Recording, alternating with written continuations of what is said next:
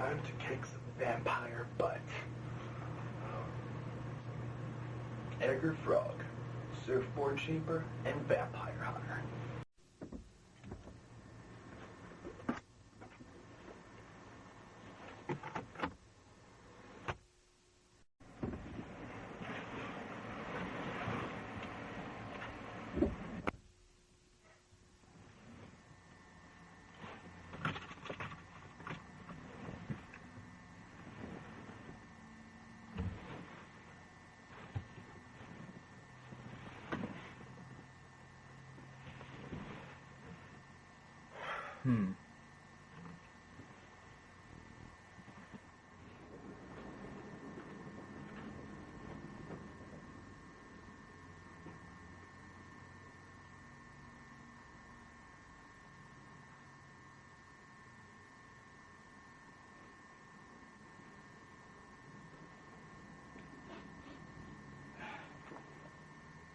Fungus and death.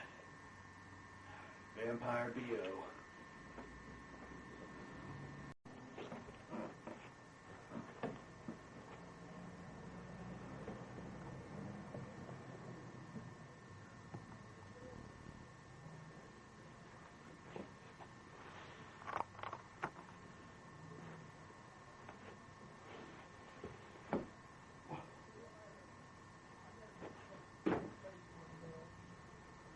Say goodnight, dead breath.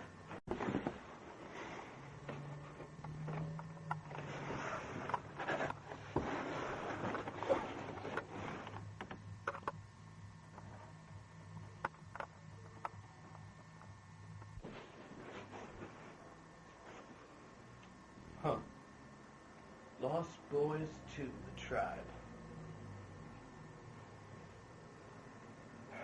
I got time to check this out. Pop in and see what I think. I know you're out here. Show yourself. That's a good way to get yourself staked, Alan.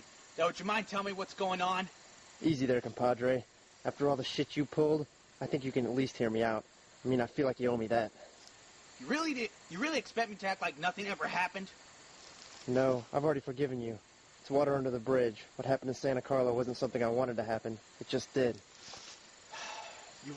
So you're telling me drinking the blood of those bloodsuckers was just a mistake? Stay back. You don't want to go down like this. Oh, it's going down like this. I'm warning you. Ooh, I'm trembling. Wake yourself staked, Alan. And would you mind telling me what the hell you're doing here? Easy there, compadre. After all the shit you pulled, I mean, I feel like you could at least hear me out. I think you owe me that much. No, I've already forgiven you for that.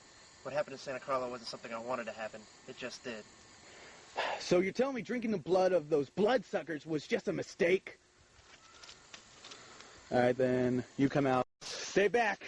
You don't want to go down like this. Oh, it's going down like this. I'm warning you. Ooh, I'm trembling. And...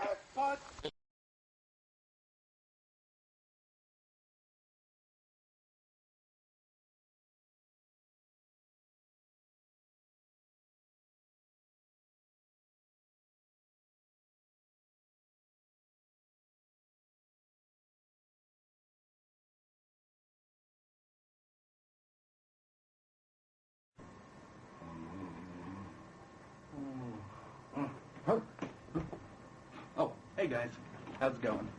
Just reading up on my The Hunt of Fear comic. I love these old-fashioned horror comics. Well, Evil Dead fan 1990 here, out of character and out of costume. Here to talk about a sequel to one of the most successful vampire horror comedies of all time. And yes, I'm referring to Lost Boys. Now, there's no secret that the first movie was such a big success. It had stars that had Corey Feldman, Corey Haim, Kiefer Sutherland, miniseries 24. Now, because of the success of the first movie, people wanted a sequel. Now, of course, there was tons of problems getting to a sequel. Like, one idea for a sequel was Kiefer Sutherland's character wasn't really dead. That his character would come back and recruit a couple girls a couple of female vampires called the Lost Girls. Now, that was one idea, but they decided that it wouldn't work so well, so they threw it away. So over the years, after the movie was made in 1987, I believe. So after at least 11 years later, came along Lost Boys 2: The Tribe. Yep, right there, the uncut edition. Now, of course, when people heard about Lost Boys 2, they were all excited. And but by the time around they saw the trailer, they thought, "Oh crap, man, this is going to be way too updated." Well, at some points that was the case. But in my opinion, I thought, hey, sometimes they make trailers like that for the teens. And who knows, maybe this movie won't be so modern as you think. Well, by the time I waited for this to come out, it finally came out and I got it, and I took a first glance at the movie. Now, the movie comes in both widescreen and full screen, but if you want to see it in full screen. Now, this stars Angus Sutherland, which is Kiefer Sutherland's half-brother, Autumn Ritzter? Most of these names are hard to sound out. And of course, the best guy in the movie, Corey Feldman, stars back in his signature role as Edgar Frog. Now, when Corey Feldman was offered the role to come back in this movie, well, let's just say his best friend, Corey Haim, was very upset because they never asked him to star in the project. So, after all these legal disputes, they finally got around to having Corey Haim in this movie as well. Only he shows up for a cameo appearance. But still, it's a good scene. It's a brief scene close to the end of the credits. I don't want to spoil anything, but he's in there, so be on the lookout and don't turn off the movie after the credits. That's a big thing. Everyone turns off a movie after the credits. Now, sometimes after the credits, like if you look up on IMDb, the Internet Movie Database, you can find out, like, type in crazy credits to see, like, a little thing that you didn't see in the movie, like a brief scene. Like, in Iron Man, there was a brief scene that I waited for to see, and I love that scene. And I can't wait for the Avengers movie. But now I'm off subject. Well, anyway, Lost Boys 2: The Tribe. It featured a remix onto the Cry Little Sister song. Now, if you don't know what that means, that, song where, in Lost Boys, where they have the main thing that, thou shalt not kill, that thing. It's a remix kind of thing, and it's alright. I mean, it's not the greatest in the world, but it's okay. Now, my verdict on this movie, I have a couple major gripes with this. Number one, it's not set in Santa Carla, like the first movie. It's set on kind of like a surfer place called Luna Bay. Don't know what that is. And the other thing is, it had a bad CGI effect scene. That's what I have to say. Just one bad scene, and you probably know what I mean if you've seen the movie. And if you haven't, well, then you don't. And I don't want to explain because I don't want to spoil anything. Like I said, I'm not a spoiler. But anyway, the movie Lost Boys was, the sequel to Lost Boys 2 was okay. It was adequate. It wasn't great. And the things I missed from it was number two, now was the flying scenes. Now, like when they're in Lost Boys 1 where they're hovering over the beach and onto the carnival, it looks like you're actually flying. That's taken out. And in a way, this is kind of more like a retelling of the first movie. It's kind of more like a semi-remake and sequel.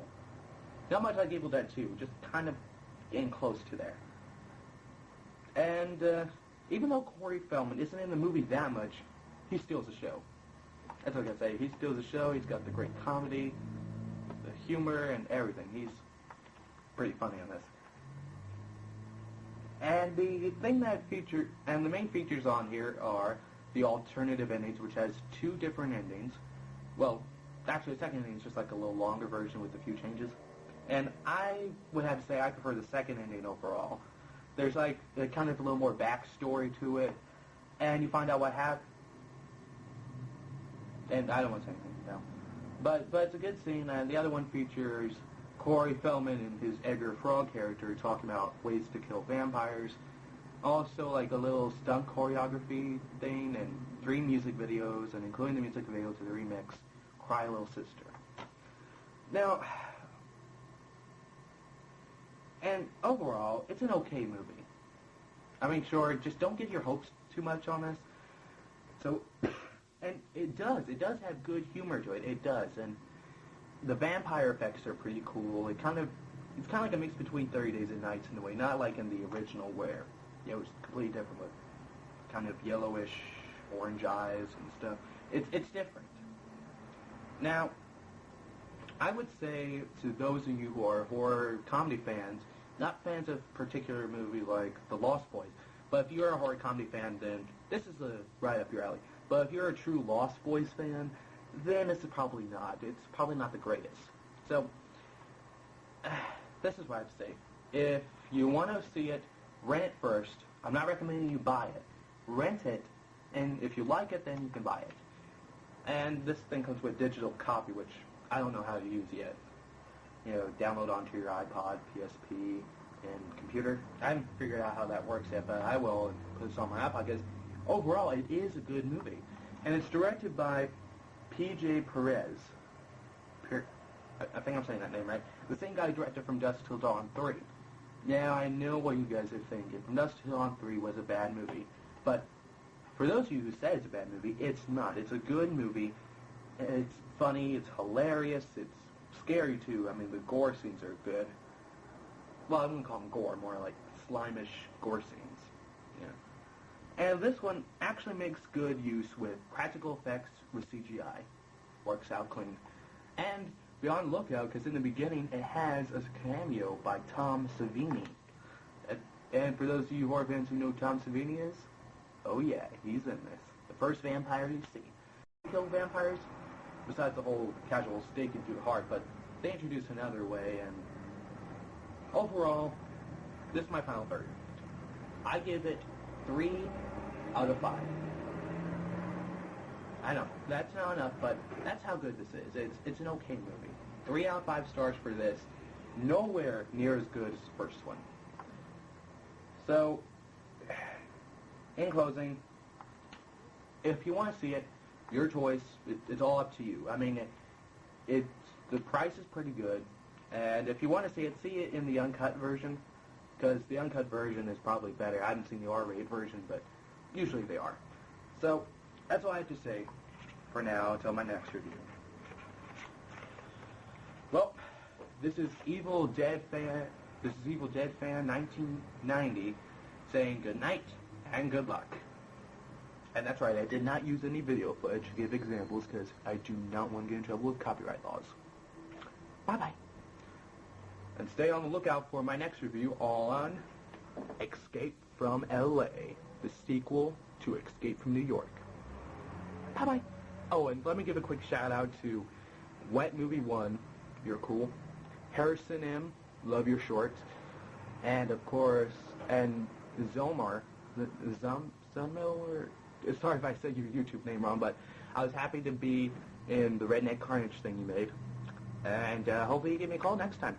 And last but not least, my best friend, my first friend, Roswell1828 channel. You're awesome. Love your videos. Can't wait to see what you do next. Good night.